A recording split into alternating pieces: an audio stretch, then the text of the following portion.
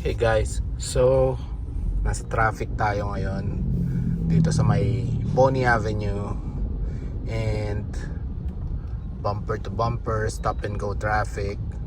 Naka Ford Raptor pala tayo, new gen. I-demo ko lang itong stop and go traffic feature ng adaptive cruise control ng Raptor. Okay, so ngayon naka-handbrake ako ngayon. Kita nyo sa dash, yung green, that means naka-brake hold siya. So gagamitin natin itong sumisingit kasi yung bus eh. So gagamitin natin yung stop and go feature niya.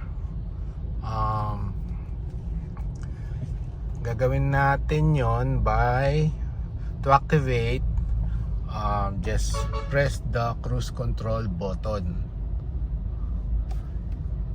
Okay, wait lang natin mag stop para ma-demo natin na maayos. Okay, so alright, press ko na yung cruise control button. Ayan, nakikita nyo dyan sa dash, naka-activate na siya. And then nag-go na yung traffic, pero naka-pause siya.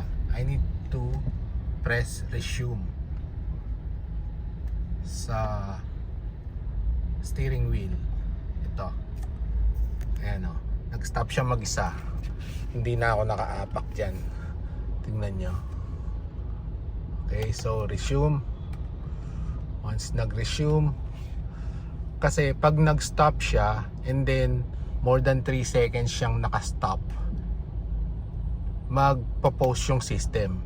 You will need to press resume again on the steering wheel. Ayan. So wait tayong mag-go. Naka-enable pa rin ang cruise control.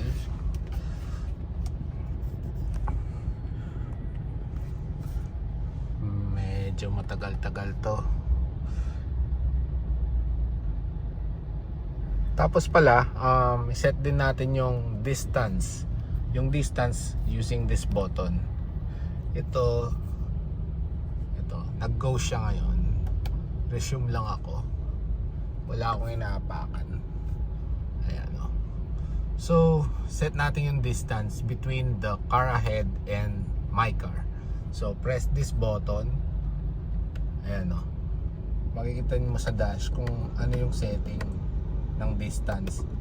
So ayan, resume ulit. Kinakat tayo nitong truck dito.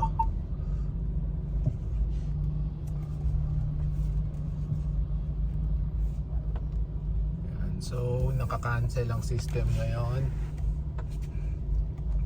Di tayo makalusot dahil sobrang medyo malapad din kasi tong Raptor. Okay, so ayan.